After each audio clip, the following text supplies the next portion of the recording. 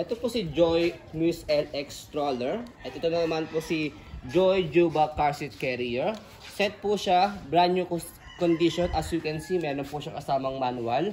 Okay? No issue, no damage, wala pong faded, wala po siyang discoloration. Okay? So ito po yung details po niya one by one. Good for newborn, nahihiga po siya up to 4 to 5 years old kasi malapad po siya and then mahaba po yung kanyang seating pad. Okay? So ito po yung color ng canopy niya is color gray. Ayan. So ito extension canopy. Pwede nyo pasok sa loob pag hindi nyo gagamitin. Ito po yung tinatawag na peekaboo. Okay? So sa pag-fold po sa kanya, pwede naman by half. Ganyan. Pwede full. Okay? So ito po yung seating pad po niya. As you can see, malapad siya. And then upong-upo siya. Ayan. Okay? So ito po yung leg rest na tinatawag. Adjustable po siya. Pag nakaupo, presyo lang po dito sa ilalim, sa dalawang side. Yan, pag nakaupo siya. Pag nakaiga, angat lang po ito and then adjust lang po sa likod. Ayan. Okay, as you can see, yan, higang-higa po siya and then malapad. Kaya advisable po ito sa mga 4 to 5 years old. Okay, so complete po yan with harness pad, 5 harness. Yan, safe na safe si baby, wala po yung putol. Okay. So ito naman po yung front handle niya na tray. Lagay ng food and drinks. Yung ibang mga buyer po namin po nito is mga baby po nila kapag toddler na nilalagyan ng cellphone dito pag nanonood. Okay? So meron po siya dito ang button left and right. Pero kahit isa po yung click po ninyo pagka tatanggalin po ito pag ilalagay si baby. Ayan. Okay? So next natin, ito po yung tinatawag na footrest. Tapakan ng paa. Ayan. Okay? So yung gulong niya, ayan po, easy to maneuver. Okay? Wala po yung issue. Nag-swivel. Kung gusto niyo pong one way lang, baba nyo lang, taas nyo lang po ito. Yan. Ang purpose niya, para pag i-heli si baby, ayan, hindi siya nag-rotate. Okay? Baba lang po ulit para mag-swivel.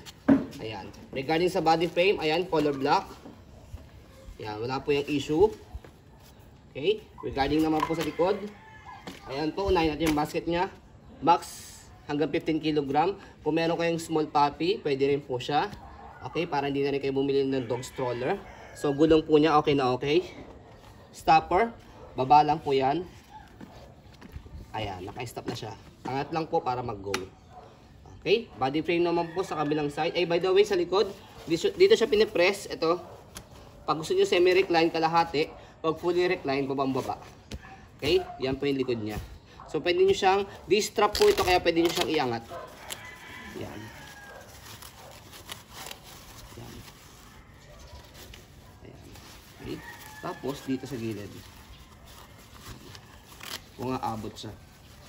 Pero kung hindi naman, yan, gawan nyo na lang siya ng paraan. Dito pasok sa loob. Okay? Yan. Okay? So, next po niya is, body frame sa kabilang side. Ayan po yung details niya. Okay na okay din po yan. Ayan. Regarding naman po sa kanyang handle. Ayan, yung kanyang handle. Okay na okay yung handle niya. Ang kinagandaan sa kanya is, meron din siyang tray dito para sa parents. Para sa nagtutulak. Okay. So, hanapin po yung ganitong stroller sa amin. Dahil unang-una, hanapin ng mga mami yung may tray po para kay baby. Ayan. And extra na lang po ito para kay parents. Okay. So, ayan. So kapag pinold po siya, ayan, make it sure na naka-fold yung canopy, nakaupo, nakahiga po ito. Tapos, slide this one and press. Kasi pag hindi nyo ni-slide ito, nakalock siya. Okay, slide, press, tapos kailangan yung leg rest niya nakababa. Okay, para mag-compact folding siya. Slide, press, tapos pababa. Yep, I mean paharap. Tapos meron siyang lock sa gilid. Ayan. Okay, can stand alone siya. Okay? Natatayo siya mag-isa. So kapag inopen naman po siya, save lang din, tanggalin lang lock sa gilid, tapos buka. Yan. No hassle sa pag-fold saka sa pag-open po sa kanya. Okay? So next po natin yung kanyang Joy Juba car seat carrier. Okay? So pwede rin po siyang manual rocker. For example, nasa living area po kayo. Or ayan, living area. Okay? So nanonood si baby o nakatulog yan. And then, yan po yung, ito po yung kanyang manual. Okay, ito po yung kanyang harness. Ayan. Ito sa ilalim, ito sa ibabaw. Ayan. Okay?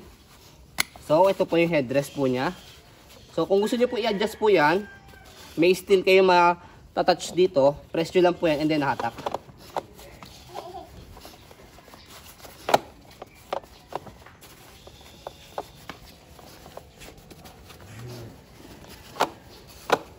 Atake lang yun, no? Yan.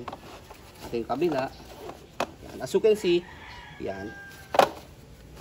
Okay, lumuwag siya and then dito umiksi. Pag naman po sisikipan siya, itatight, hatakin nyo lang siya. Ayan. Okay? Make it sure na hapit kay baby para if in case na magkaroon ng accident, hindi tatalsik si baby. Okay? So, ito po yung handle niya. Adjustable po yan. Okay? So, ito yung tinatawag na canopy. Wala pong issue po yan. So, ito po yung pinaka-instruction niya kung paano lalagay po sa pinaka-car. Pag-install po, using seat belt. Yan yung likod niya, ilalim. Okay? So, dito pinipress pagka po, tatanggalin po sa pinaka-stroller. Okay? So, lagay natin sa pinaka-stroller.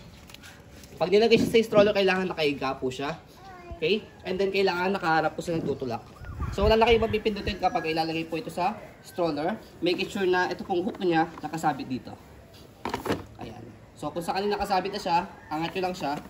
Yan. Hindi na siya natatanggal. Okay? So, ganyan po yung design po niya kapag ka po naka-set po siya. So, kapag tatanggalin po yung car seat, press nyo lang po kanina. Ito. Pag press nyo, saka nyo iangat. Okay? As you can see, gumagalaw yung pinaka-hook niya. Pag pinipress. Okay? So, ayan po, as you can see, ayan. Okay? As you can see, very details po kami mag-video. Kasi siya policy po namin. No refund, no exchange, what you see is what you get. So, yun po, maraming salamat. Have a nice day and God bless po.